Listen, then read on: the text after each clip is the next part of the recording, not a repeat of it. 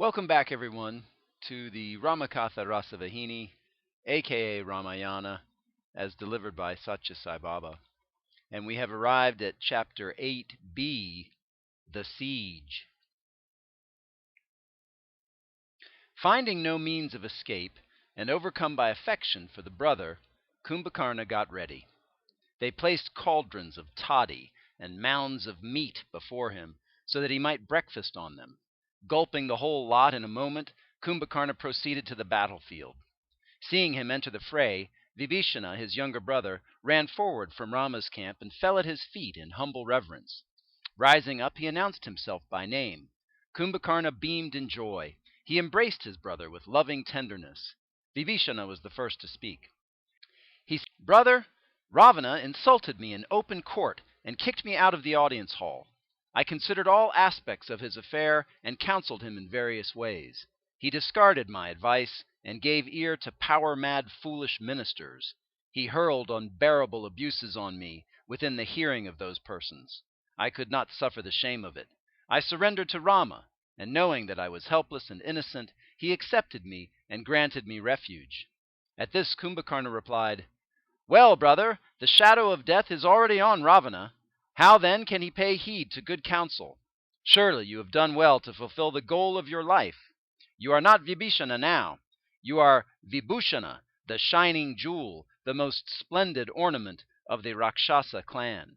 You have ennobled and purified the clan by serving so ardently the very ocean of happiness, the crown of the Raghu dynasty, Rama. Go, serve him with sincere zeal, brother. I have to engage in battle, regardless of the fate in store for me. I am also nearing death. Ravana knows that my heart is not with him. I advise you to give up loyalty to this side or that, but confine yourself to loyalty to Rama." Receiving this advice and the blessings of his brother, Vibhishana returned to the presence of Rama. He told Rama, "Lord, that mountain of a Rakshasa is Kumbhakarna. He is a ferociously brave fighter. He has come to engage you in battle." When the Vanaras heard these words, they were so angry that they spouted fire and leaped under the leadership of Hanuman of the enemy forces. They threw huge trees and enormous boulders at him, but Kumbhakarna stood firm and unaffected. The Vanara attack was like hitting a mad elephant with an eyelash. Boiling with anger, Hanuman administered a mighty blow with his clenched fist, and Kumbhakarna reeled. But recovering soon, he returned the blow and felled him to the ground. Nala and Nala now joined the fight. They too could not withstand the might of Kumbhakarna. Fear seized the Vanara hordes. Sugriva and Angada had their share of the mighty Kumbhakarna's onslaught, and they rolled on the ground. At last, Kumbhakarna squeezed Sugriva under his arm and carried him off the field. Kumbhakarna asserted that by carrying the king off, he had vanquished the Vanara army. Meanwhile, Hanuman regained awareness of the state of things. He found Sugriva was not around, so he got anxious to discover his whereabouts. While being carried away, pressed under the arm of the mighty Kumbhakarna, Sugriva recovered consciousness, and he tried his best to wiggle out of the hold. Hanuman found him engaged in this desperate bid and ran to render him help. However, Sugriva separated himself from his captor and started a valiant fight against him. He bit off the nose and ears of Kumbhakarna, and the monster had, as a consequence, enormous difficulty to breathe.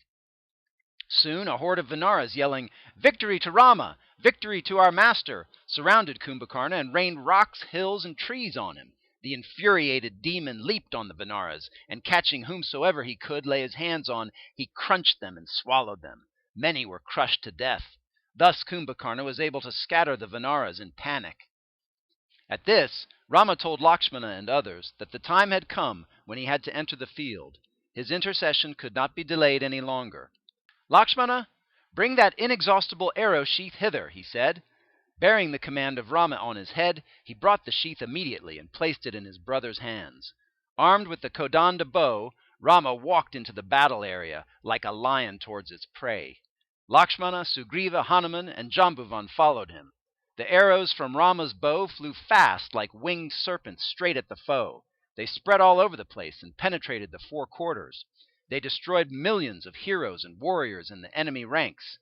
Unable to stand the onslaught of the arrows, the Rakshasas fled.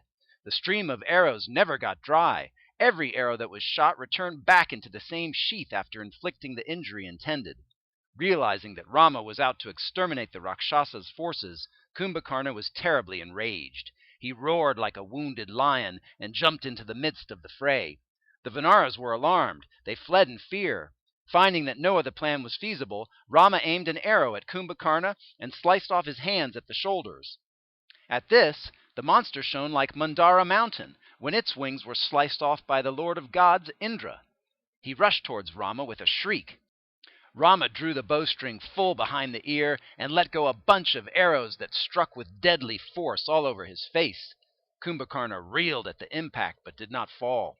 So Rama shot another arrow which severed his head and felled it to the ground. When the head was sliced off, the trunk continued to run for some distance, and to prevent this movement, Rama shot another arrow which cut it in twain. Suddenly, a splendor arose from the body, and advancing towards Rama merged in him. The Rakshasa attained liberation without performing any sadhana, japa, or tapa. While alive, he shone like an incomparable hero on the battlefield. Dead, he attained the highest state of mergence with God. Rama stood on the field with a sprinkling of sweat drops on his lotus face. His body revealed a few drops of Kumbhakarna's blood that had fallen on it during the fight. It was the hour of dusk. Both armies had a fierce, hot day of ferocious fight, so they retired into their camps. The grace bestowed by Rama reinforced the spirits of the Vanaras. Like fire fed by dry grass, the flame of their ardor rose high. The Rakshasas lost strength night and day. Ravana bewailed inconsolably. He was a cobra that had lost its crest jewel. Pressing his brother's severed head to his bosom, he wept aloud. Meghanada, his son, tried to soothe him in various ways. "Tomorrow I shall demonstrate before you my heroic might. I shall, in a trice, smash this Vanara horde out of shape. I shall confer on you joy immensely greater than the grief you are burdened with today," he boasted. Very soon dawn broke. Ravana was informed by messengers that the bears and monkeys had surrounded the city. This drew the indomitable warriors among the Rakshasas into the struggle. They marched forth to meet the enemy. Each fought with whomsoever he encountered to the utmost of his skill and strength. The whole of that day the fury was indescribably frightening. Meghanada ascended his magic chariot and rose into the sky. His challenging roar thundered like clouds in the doomsday sky. That roar felled the Vanaras to the ground as if by a mighty blow. The earth shuddered at its echo. In a moment he contrived a pseudo-Sita, and seating her in the chariot, he came down along the battlefield.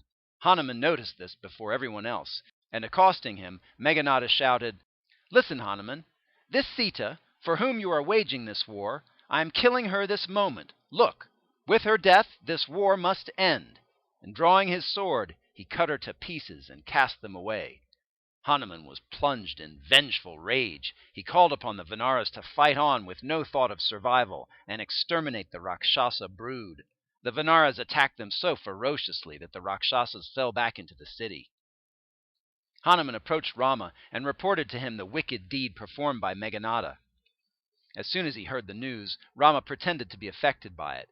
He was not unaware of the fact that it was a pseudo-Sita contrived through the magic skill of the Rakshasas. Still, he acted as if he was just a man among men. Lakshmana, too, was down with despair. He grieved at the loss of the mother of all the worlds, and sat despondent at the futility of continuing in this world. Hearing reports of what had happened, Vibhishana rushed to the presence of Rama. He said, "Master, you know the truth of this. The entire incident is a fake. Sita is alive and guarded with great care. Ravana alone can have access to the place where she is kept under guard. Meghanada has only designed a Sita and killed her in order to deceive us into despair. Among us Rakshasas, such tricks are very common. I know how they revel in such mean stratagems." Rama and Lakshmana were happy when they heard him, and they appreciated his exposure of the secret tactics of the Rakshasas. In order to confirm the statement of Vibhishana and to satisfy himself all the more, Hanuman assumed another form, and entering Lanka city unnoticed by anyone, he went to the park where Sita was kept under guard, and returning, he assured the Vanaras that all was well. This urged the Vanaras to greater enthusiasm in battle.